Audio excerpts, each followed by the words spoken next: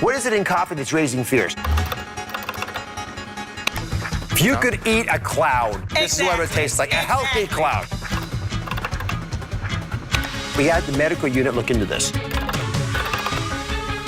I use these, but I don't trust these. You've got a bunch of burning health questions, and I'm finding out the answers. Coming up next.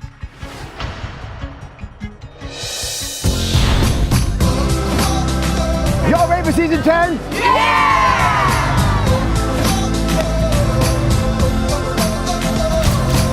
I love you, Dr. Oz.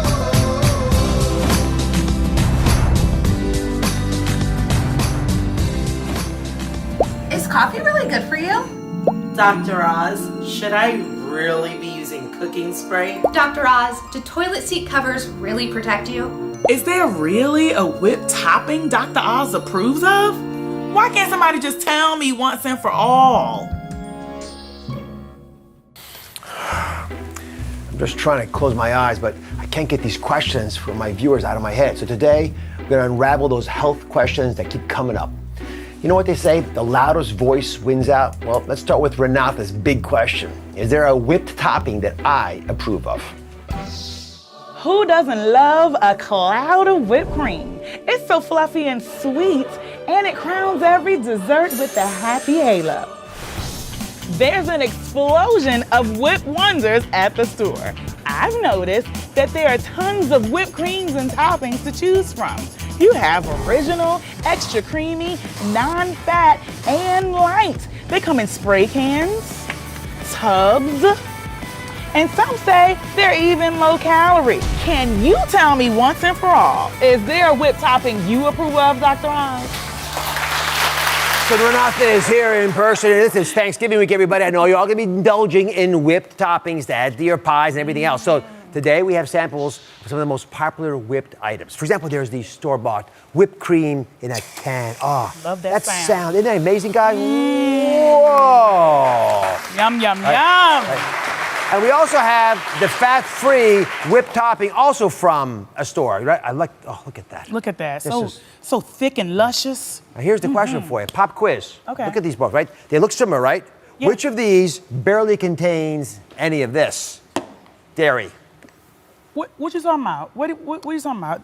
It barely contains dairy? Yeah, one of these doesn't have any dairy in it. They both have dairy in it. They're cream. They're whipped toppings, and they have cream, the name cream in it. So that means there must be dairy in it, right? They taste like they're creamy, but one of them doesn't have it. Come on over. Renata, I love when once in a while we can impart a little knowledge here. The first thing we uncovered is that it's easy to get ripped off on whipped. So we're gonna go do a little comparison between whipped and all the other comparatives to products out there. Chef Danny Boom is here with our whipped cream dream team. That's right. Okay. I like that whipped cream Dream team. Okay, so we're gonna start off with the old-fashioned homemade whipped cream, so you know what to compare it to. Because the things I just showed you actually weren't homemade. But you know, the closer you get to homemade, the better off you are. This has actually been around for a long time, the homemade whipped cream. From the 16th century, it was known as snow cream.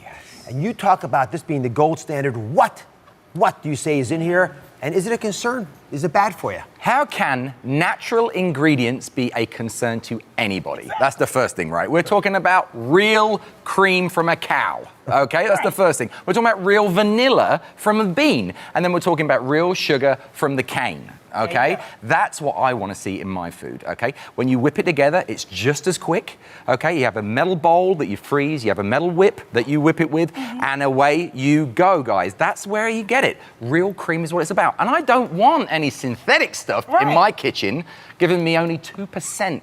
There's only 2% sometimes of any kind of dairy in a synthetic product. This tastes to die for. This is how I enjoy it as well. And again, if it's created in the 16th century, they didn't have a lot of chemical processing back then. That's right, exactly. But the biggest thing here is, okay, it may spoil, but that's the good sign. If it spoils, it molds, it spores, that's when we know something is natural and is good for us. It also gets rid of it out of our body quicker. We need full fat. All right. He's preaching to the choir. You We get need that? full fat, Dr. Oz. Full fat. I heard him.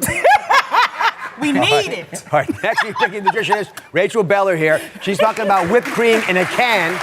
Now, give you a little bit of history here. Whipped cream in a can was created in the 1940s, heralding convenience, lots of memories, fond memories for a lot of us who got to do what I just did over there. This little maneuver, right? It feels good, it looks good. However, what's actually in it, Rachel? So we're not so real here. We have thickeners, emulsifiers, there's cream, there's milk, but all these things that we're adding in, some of these have 15, 16 ingredients, Dr. Oz. That's a lot for something so simple that Danny showed us. So really, it's something that could produce inflammation in the body, not so ideal when we want to get real.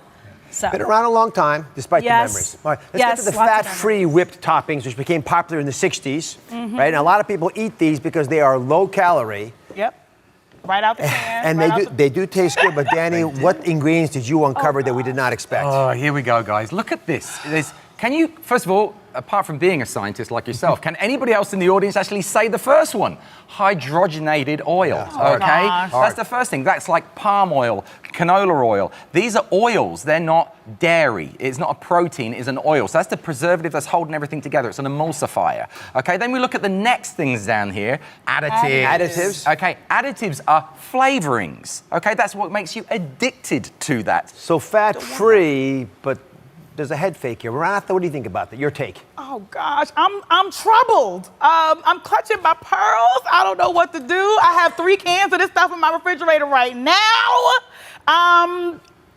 Dr. Oz, however, I'm going to try and do it a little bit more natural. Well, here's the thing. Before you judge, you brought something up, Danny, earlier about how long these last. So my team was interested to see just how much of a food fake-out store-bought whips were. So we did a little experiment to see how fast the foods would spoil. Are you all interested in that? Right? In theory, it's supposed to spoil. Take a look.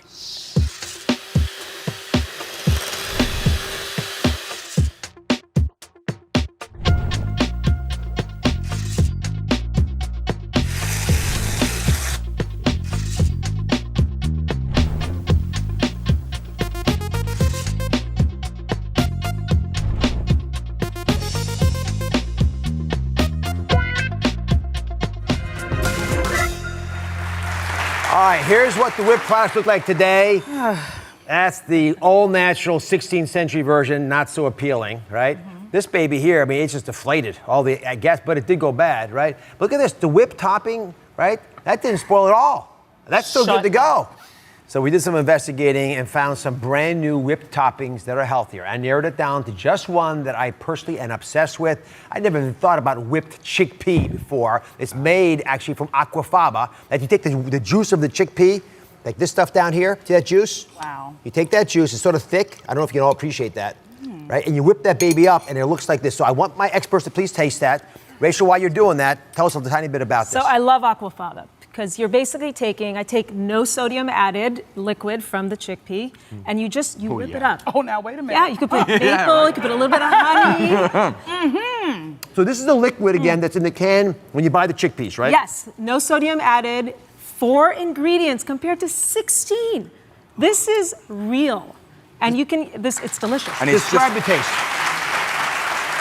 You like it? It's light. It's definitely light, fluffy. Airy. It has a nice, it's not overly sweet, but it has a nice little sweet texture. And there's this aftertaste, which is really, really pleasant. And my mouth, smooth, and my mouth doesn't feel oily. If you could eat a cloud, this is what it tastes like. A healthy cloud. This is my first ever Oz-approved, whipped topping chickpea whip. Try it out. The chickpea whip is going to be famous. Wow. Coming up next, why can't someone just tell me once and for all show continues. We investigate coffee. Recent headlines of cancer risks. Are they scaring you? Should you be worried? Stay with us.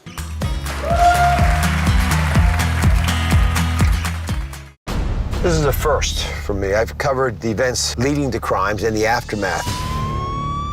But I've never been inside a prison to meet a criminal, to see what it's really like to be imprisoned. There are no cell phones allowed, no electronics, just the minimal equipment for my crew. An Oz True Crime exclusive. And I've got to say, when you think of a person in prison for hiring a hitman, you're not what I would imagine. All new Oz. That's coming up tomorrow. Hey, Dr. Oz. I read that they're putting cancer warning labels on coffee in places like in California. Once and for all, How worried am I supposed to be about my daily coffee intake? Because I always thought coffee was healthy. It's the biggest coffee controversy that's boiling over. Could coffee cause cancer? Nutritionist Rachel Beller is back along with coffee expert Dr. Bob Arnot. They're joining me to investigate. Guys, grab your coffee. Let's head out to talk to the audience about coffee. So we're enjoying our coffee, but not 100% sure we should be. So, Rachel, you're from California, and so you've been living in a state where there are now signs, let me show this to you, signs in the coffee shops warning people about coffee and cancer. Right? This is a pretty, it's an imposing warning sign. What is it in coffee that's raising fears? So it's acrylamide, which is formed when you're roasting the coffee beans, and the deeper the roast, the more acrylamide gets formed. The thing that's interesting is that something like a potato chip or French fries has 40 to 60 times the acrylamide than our cup of coffee. So it's like a needle in a haystack. As a dietitian, I am not worried about it. But the signs that I just showed are only on coffee shops. They're not putting them on French fries or potato chip bags. That is correct. In California, the signs are up. Bob, your take on coffee and its dangers, specifically with regard to cancer? Well, Richard said, 300 micrograms in a chip, 7 in a cup of coffee, doesn't seem like much. But, the really good environmental chemists are going, well, it's a liquid, could concentrate. Maybe you said there's something there. And it is what's called a developing carcinogen. They're looking, they're testing, so there's no kind of final answer. But the World Health Organization, you still listed as a potential carcinogen. They've given it a clean bill of health, may prevent up to 2 cancers, and scientific reports has 105 prospective studies saying that it may prevent everything from prostate to colon cancer. Oh my goodness. So all I would say is, to be safe, the smartest thing to do is drink a low acrylamide coffee. As Rachel said so well, the lighter roasts have less in it. That seems to make the most sense, but I don't worry about it. All right, we got 2 experts here who are not worried about it. In fact, they're giving thumbs up to your daily cup of joe. They're not worried about coffee and cancer. Are you all happy about that? They complain I take away their favorite foods. I get it all the time. So next question, what are the actual benefits of coffee? Because I'm not a coffee drinker. I don't react well to it. As a surgeon, it's the worst thing to have coffee before you head into the operating room. Big problem, because you can't leave the OR to take care of number 1 and number 2. That's right. So I never drank coffee. Plus, it looks bad when you stay in your white jacket. but there are studies every day brewing about these benefits. So let's go through these. Bob, walk us through the strongest reasons to drink coffee. The first is to prevent the risk of death, maybe including cancer. So the interesting thing is that coffee used to be a marker for bad behavior. People that ate too much red meat, they smoked, they drank too much alcohol, they didn't exercise, they didn't have any vegetables in their diet. It seemed like it was a marker for bad behavior, but these giant studies, 5 million consumer years, showed a staggering 15% decrease in all-cause death for women, 10% for men. And, there's nothing else like this in the American diet, no food or new beverage that gives you that staggering degree of decrease in death. Okay, how about brain protection? And I bring it up because it's the number 1 question that especially older Americans have, fear of dementia. So the interesting thing, we actually did a study at the North Carolina Research Campus with Dave Neiman, and we showed a big boost in mood. And we think that's because it decreases brain inflammation. Good studies on depression out of the Harvard School of Public Health. There's a 20% decrease in the risk of depression among women, drinking 4 more cups of coffee a day. Alzheimer's disease, Parkinson's disease, also a decreased risk. Is it because it's making you alert enough to deal with stress better and keep active intellectually? Why does it work? So the interesting thing with the Alzheimer's, it may prevent all those kind of, things getting onto the nerve endings there, but they think it's basically a decrease in inflammation. Now remember, no one has done big prospective trials proving this is a medication.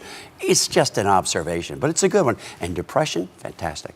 Well, if you can reduce inflammation, which is the root cause of so many problems, I'm in. Let's head over to our coffee bar for the next coffee question. We can settle right now, right here. How many cups of coffee a day is the right amount to drink for the health benefits? Bob, since you've articulated quite nicely that you're passionately in favor of drinking some, how much should we drink? New England Journal of Medicine, men 5 to 6 cups of coffee a day. Harvard School of Public Health, I know, trust 5 me. to 6 cups of coffee? Trust me. Women, 4 cups of coffee a day, 20% decrease in the risk of depression. But if you are like you and me and 45% of the population, you take that much coffee, you're going to have a SWAT team following you down the highway, right? Anxiety, wreck your sleep, ruin your operation, right? And it could actually be bad for you because your blood pressure may go up. So the bottom line is, if you think you're sensitive to caffeine, you can get away with just 1 or 2 cups of super high polyphenol coffee. We've gotten up to 1,000 milligrams in a cup versus 150 for a lesser coffee. That's a great workaround. The other good workaround is a really high quality, say, Ethiopian or Mexican decaf that has all the polyphenols. And the polyphenols, that's the secret ingredient. That's what causes the decrease in inflammation. So you can get it. Lastly, that big New England Journal study, it didn't say caffeinated coffee, it just said coffee. So take it either way. All right, so again, 2 cups of caffeinated coffee, or if you're sensitive, you can have, I don't know, 4, 5, 6 cups of decaffeinated coffee without getting symptoms. But what you care about is the fact that you're having some coffee. Okay, you've got a little hack, Rachel. A lot of times people are adding too much sugar to their coffee. It's the sugar and the cream that mess the coffee up, guys. So how do we get away without adding on those things, but adding in some healthy ones instead? So I treat myself a couple times a week to what I call a Turkish latte. I'm also a little sensitive like you, and you've got some of that Turkish in you. So healthiest coffee there is the Turkish coffee. It is. Sometimes misnamed Greek, but nonetheless. Rich in polyphenols, which is fantastic. So what you do is you can take a shot or 2 of espresso, put it in a nut milk. I try to avoid dairy when it comes to coffee because it shows that it does decrease the antioxidant value. It does reduce polyphenols. So I use cashew or almond. And then here's something magical. I love to power up my coffee with spice synergy. There is research showing that if you add cinnamon and ginger to coffee, they work in sync and increase the antioxidant value. Oh my goodness. It's really cool stuff. Yeah. Yes. So what I do is I add some cinnamon, some ginger, some cardamom and clove, and smell it. I mean, I'm really smelling this. This is really good. This, Rachel, is brilliant. It's just, you're amping up the nutritional value of what you're drinking, what you're eating, just with the power of spice. This will be the new morning drink. I'm serious. You think I'm kidding? Rachel's morning Turkish coffee with cinnamon, ginger, and everything else you add. No sugar in this, right? No. You could add a little bit of honey if you want to, but I don't. It's just so good on its own. So cheers to that. Thanks for enlightening us. Making us feel better. Thanks, Rachel. Be sure to check out Bob's book, Coffee Lover's Bible. You can tell that he is one. Up next, do you use cooking sprays? What you need to know about what's really in them. Stay with us. It's the return of jerky. This paleo snack is now outselling chips. That is so good. But could this low-carb meat treat have hidden ingredients that could crash your diet? All new Oz. That's coming up on Wednesday.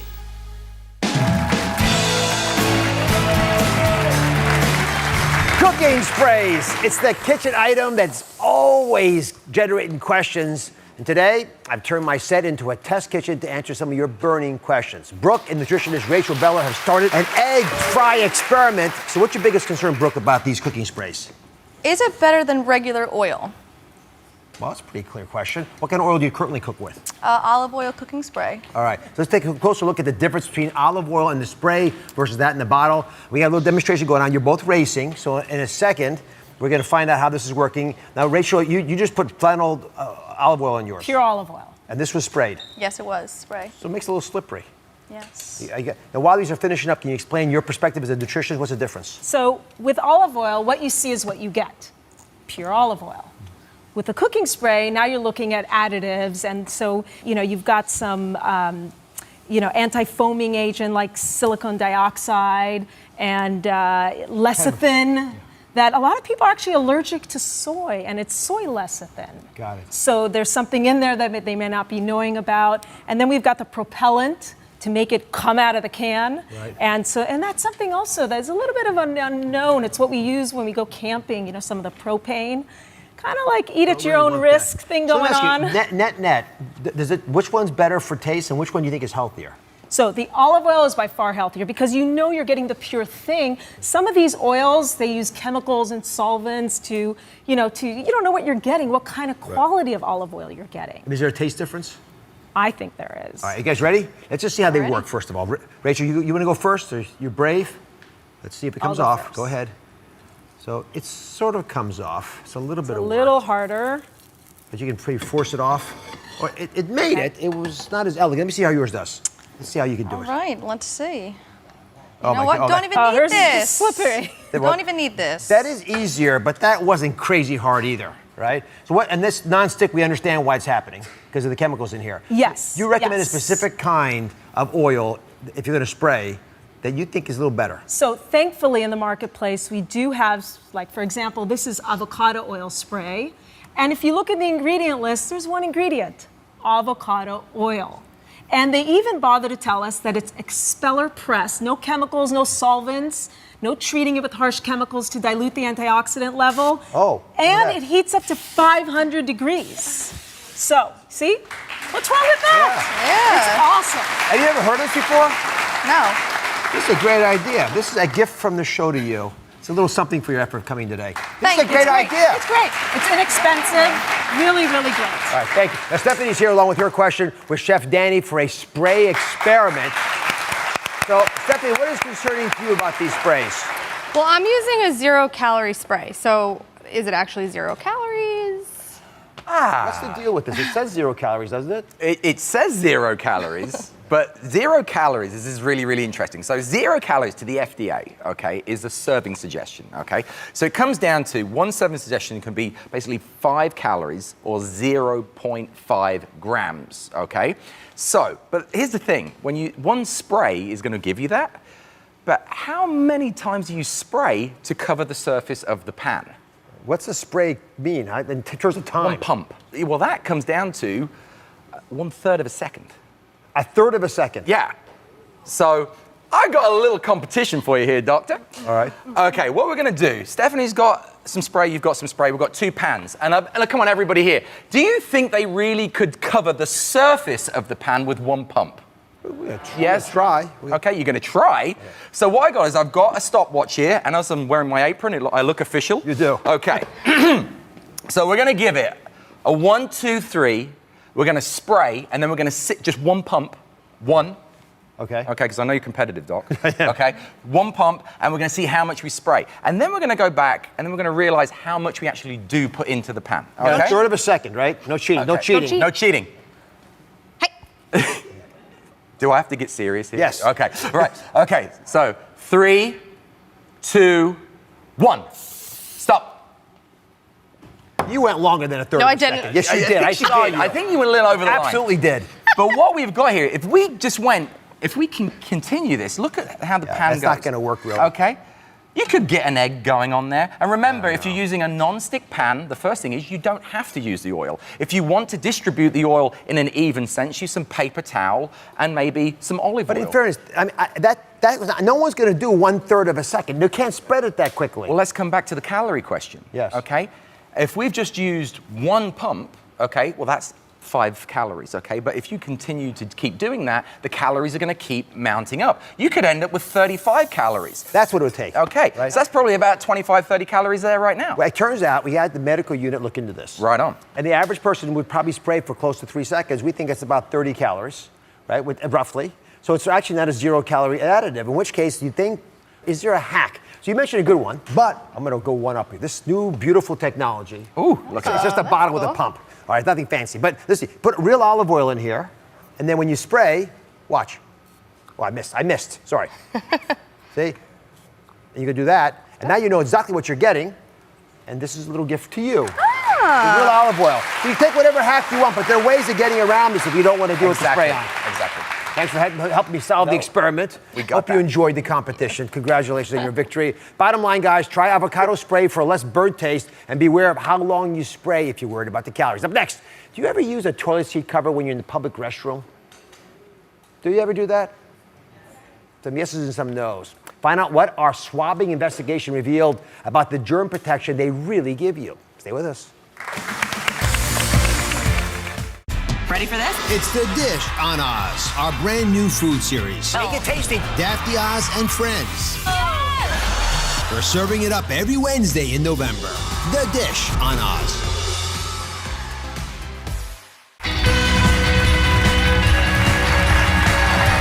So let's be honest, who uses one of these, right, in the toilet bowl, right?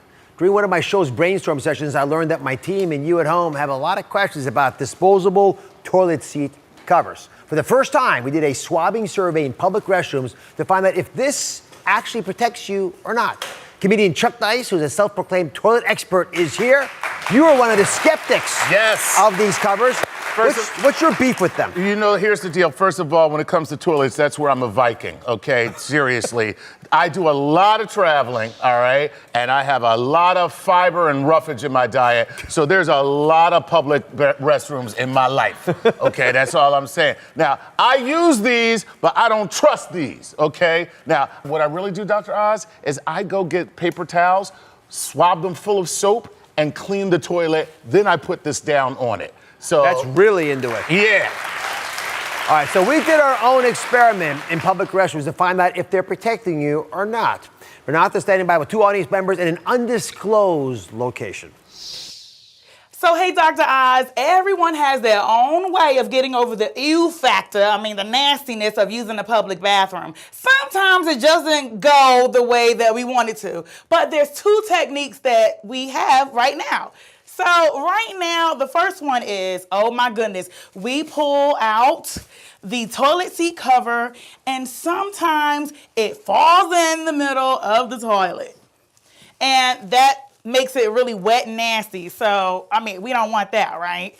But sometimes that happens. The second one is the DIY method. You know what that is? Oh my goodness, we saturate the toilet seat cover with tissue in hopes that we won't be getting germs from the toilet. So that's what happens in the toilet. So we swabbed public bathroom toilets with the covers on the standard way. Then we have Ariel's way and we have Nicole's method. All right, the big question, do these covers actually protect you from germs? So Renata, Ariel, and Nicole, come on out here for the results from our public restroom survey. Here they come. Now, according to our small data sample of public restrooms, we conducted our swabs using a germ device. You know, these devices gives you all a score, right? So my med unit ranked you guys. Are you ready for the results? Yeah. A little nervous. All right. Now, without any toilet cover, seat cover at all, the kind of toilet that Chuck would never sit on, he would wash first, 337 was the germ score. Oh, gosh. Not so good. Right. All right. Now, with the toilet seat cover on the standard way, which I'll explain in a second what that is, we found a germ score of 3. That's fantastic. Okay. All right. Now, if we modified it with the wet method, like Ariel, we got a germ score of 39. Ooh. That's a lot more than 3. And if you make a DIY toilet paper halo, like Nicole did and Chuck likes to do, right, you get a germ score of 12. So it's not bad. Not bad. Right? But it's not any better. It's certainly easier to take that thing off there. So, Ariel, will you reconsider wetting your seat cover before you sit on it? Of course. You will. No more wetting. No. Doesn't it bother you to be wet down there like that anyway? How do you dry it off? Is that too many questions? All right, so we settled that disposable toilet seat covers will protect you. That's what we're going to go with. Now, let's come over here. One last thing we got to settle is what do you do with that darn flap in the middle of the cover, right? My question, too. All right, so you got this toilet seat cover here. What's it? The flap. The flap. So here's the deal, because I do this so much, all right? The flap, everybody thinks goes in the back because, it seems intuitive. Like this is the shape of the toilet, so the flap should be in the back. So catch anything that goes behind you. Right. So it might act as a catch, but no, people, no. That is not how this works. Okay? This goes in the front. All right? First of all, I am already feeling so much better about my life just putting this down. My life feels safer right now. My life feels safer. Okay, but it goes in the front so that when you flush, this water grabs this part and pulls it in, and you don't have to touch it. It's genius. Got it. Oh my God, why am I so happy? Did you have any idea? I had no idea. I never touched the thing. I'm with Chuck Nice. I get in there and I get to scrubbing. I lock doors. I get to scrubbing, but I had no idea. This will change everyone's life. Put the flap in the front. I didn't realize. How'd you figure that out? What's that? How'd you even figure that out? That is so cool. All I can tell you is disaster taught me. Okay. Now you all know. Now you feel safe. We're going to put Chuck's toilet tutorial. We're going to call it that. Chuck Nice's toilet tutorial on my website. Next, I got more to go. Right? Actually, you know what? I just got to go myself. But in the meantime, when we come back, I have more public bathroom debates to settle. Should you use hot or cold water when washing your hands? You know about that? Yes, I do. We'll find out. And should you use a hand dryer? Is that the way to move? Stay with us. Wife, mother, grandmother, How one woman hired a hitman to kill her daughter's ex-boyfriend. I go behind bars for an exclusive interview with Melissa Schoenfeld. That's coming up tomorrow. Hey guys, I'm here in the bathroom. We're answering your biggest hand washing questions, starting with, is hot or cold water more effective to wash your hands? Find out what YouTube science star Nick Uhas has uncovered. Everybody knows you're supposed to wash your hands with hot water because it kills more germs, obviously. Your mother, your father, even your 6th grade health teacher, Mrs. Schmallenberger, told you that. But were they right? As it turns out, the hot water that we use to wash our hands is only between 100 and 130 degrees Fahrenheit, and water needs to be over 212 degrees Fahrenheit to kill bacteria. And at this temperature, our skin would burn, leaving us with an even bigger problem on our hands. Really, it's the soap and friction that removes the unwanted bacteria. Fun fact for you, neither the Center for Disease Control or the World Health Organization actually specifies what temperature to wash your hands. Sorry, Ms. Schmallenberger. Yep, at 212 degrees, water boils. So to show you what would happen if I washed my hands with this water, I'm gonna go ahead and dunk my hand down into this. I'm just kidding, I'm gonna use my cameraman's hand. There we go. Yeah, come on, it's okay. Okay, I'm just kidding. I'm gonna use this steak to represent the skin on my hand.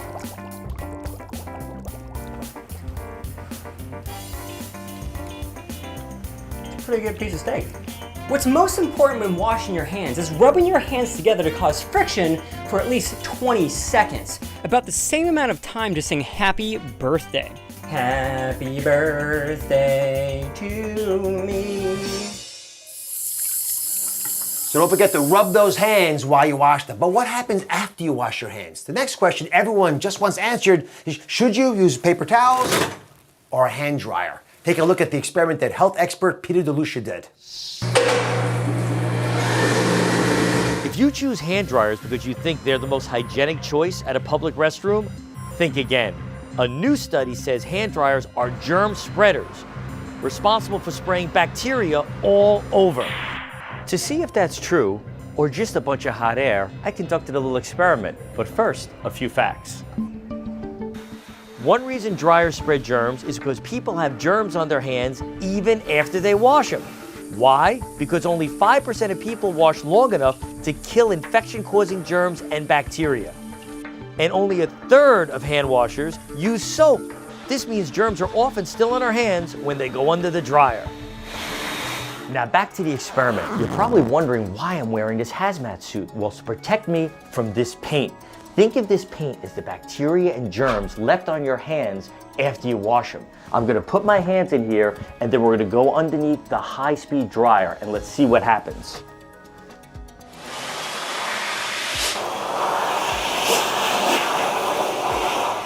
All on my pants, all over the wall. What a bacteria mess.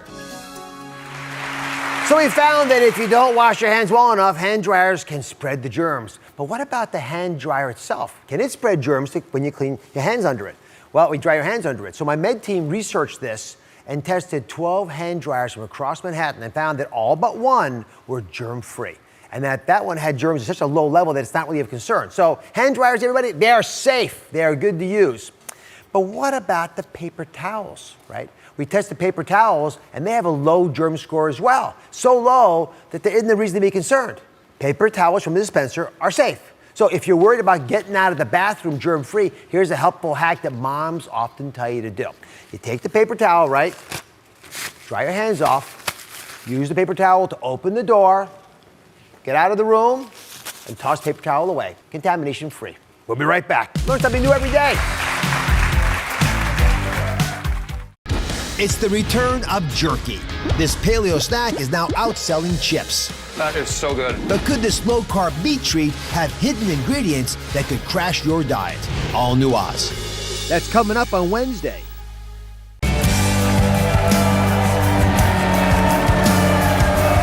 It's one of my favorite phrases, and I don't get to say it enough, so I'll do it right now. $0, right? We all want things for less, especially if they can improve our health. So here's a question for all of you. Which of these items can you get for $0? Can you get a cup of coffee for $0? Or a pack of gum? How about a newspaper, which they're both on, right? Not so easy. Or how about a health insurance plan that may include access to wellness programs, to vision, dental, hearing benefits, may even include prescription coverage, right? Which one can you get for $0? Right? If you guess these, you're right. Because it's available now for some folks. Believe it or not, it is possible to get health insurance plans now with a $0 monthly premium. Millions of people already are doing it, and so could you. Which is why I'm going to take a few seconds. I want to talk about healthcare today because I know it can be expensive. I hear it from you all the time. So let me walk you through this a little bit. You only have so much money in your piggy bank, right? It's just only so much there, right? And counseling and gym memberships, right? They can cost a little bit of money. And so these programs can sort of build up. Prescription drugs can cost a lot of money, especially if you have to take more than one. Plus you got dental and vision and hearing coverage, right? And no wonder it feels like your piggy bank just begins to melt away in front of you to almost nothing. But Medicare beneficiaries have another option. With Medicare Advantage, you can get a plan with $0 monthly premium, which could mean lots more money in your piggy bank, which is the goal here. Here to tell us more is Jaleesa Jackson, who's here on behalf of my trusted sponsorship partner, MedicareAdvantage.com. Jaleesa is an experienced, licensed insurance agent who has helped thousands of people learn about their Medicare options, which is why I trust her. So, Medicare Advantage, walk folks through what it is. Awesome. So a Medicare Advantage plan is an option for our Medicare beneficiaries who are actually looking to expand their coverage. These plans are offered by private insurance companies and provide the exact same coverage as your Medicare Parts A and B. However, a lot of these plans do provide you with additional benefits that a lot of people need, such as prescription drug coverage, as you mentioned, the dental, the vision, hearing, and wellness programs.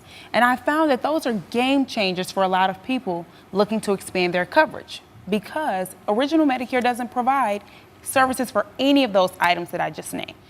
Medicare Advantage plans also include what we call an annual maximum out-of-pocket limit. So if you have a medical emergency or costly procedure, you're only guaranteed to spend a certain dollar amount for the year before the plan picks up. And that's really great. That's a valuable layer of protection because if you just have Medicare Parts A and B, there's no cap to how much you can spend out of pocket in a year. So how many of these plans are there out there? They sound good. It really is a lot to get out of one plan. And honestly, Dr. Oz, there's no other option on the market like this for our Medicare beneficiaries.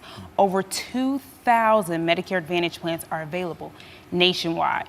And most of our Medicare beneficiaries do have access to the $0 premium plans, depending on the area that they live in. I would think if I could get potentially $0 expense for some of the things we just talked about, I'd be signing up. So why are not more folks signed up? Well, actually, over 20 million people are currently enrolled into a Medicare Advantage plan. So that's a lot of people. However, that's only about a third of our Medicare beneficiaries. So there's still millions of people who can have a Medicare Advantage plan, you know, with less costs, more benefits if they simply just look into it. Yeah, can I just speak to the audience on this? I bet a lot of folks are sitting at home right now thinking, I'm just not going to think about this right now, right? Seriously. Right? So since this show started, right, almost 10 years ago, enrollment in Medicare Advantage has increased by over 70%. The fact is, everyone around you is signing up, which is why I want you just to focus and see if it makes sense for you. If it doesn't, it's fine. But if it does, stop waiting on the sideline. So how can folks sign up today? So now is actually the best time to do it because it's Medicare's open enrollment until December the 7th. And for a lot of people, this is the only time of the year to get a Medicare Advantage plan. That's good. I'm lucky we're doing it today. So navigating this can be tough. So and letting know Medicare itself can be difficult to understand. So I want you to get the right decision and make it the right way. So I want to take your questions. So put your hands up if you've got a question. Who's got it? Here you are. Here, go ahead. Take it away, ma'am. So who will be eligible for this Medicare Advantage plan? Oh, that's a great question. So generally, if you currently have your Medicare Parts A and B, or someone 65 years of age or older, or under 65 with qualifying disabilities will qualify for a Medicare Advantage plan. Okay. Is your mind being changed a little bit? Perhaps. Perhaps. Good. I like that. A very discerning viewer. Go ahead, take it away. Now, can my husband and I be on the same insurance plan, or do we have to each have our own separate plan? Awesome. So actually, the Medicare Advantage plans aren't family plans. So each of you would have to enroll, but the good thing is these plans are based on your needs. So your husband's needs may be different than yours. So he can have his own plan and you can have yours. Awesome. That's perfect. It is, right? She's more optimistic about this idea. Right. I mean, look, I'm not want to, I want to nudge you. I don't want to shove you, but think about this because 70% more increase since I started the show means a lot to me. All right, who's got the last question? Take it away. You said now is a good time to sign up. Are there any other times we have that option? Yeah, so now is actually the best time of the year because it's Medicare's open enrollment until December the 7th. However, there are other times to enroll. It's just depending on your circumstance. Thank you. What I'm hearing is stop waiting on the sideline. Is that what you're all hearing? It's the time of the year. Right. Take a moment, think about it, decide now. So, MedicareAdvantage.com has set up a special phone number for Oz viewers who want to speak with a licensed insurance agent about Medicare Advantage. So give them a call today, learn about your options, see what works for you. They're available to answer all your questions. Did I miss anything with the viewers? You did great. Oh, good. I got a good grade, a passing grade from the insurance agent. We'll be right back. Wife, mother, grandmother. How one woman hired a hitman to kill her daughter's ex-boyfriend. I go behind bars for an exclusive interview with Melissa Schoenfeld. That's coming up tomorrow.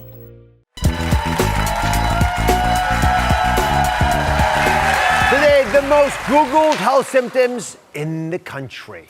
What is the top health question in your state? Wisconsin, well, they're my kind of state. They're wondering about poop all the time. Love that. South Carolina, too. But they're worried about dark green stool. Wonder what they're eating. Looks like California way over there. They're wondering about sweaty palms. You got to wonder why. But nevertheless, all over the country, the top 3 worries that people were Googling were sleep, digestion, and stress.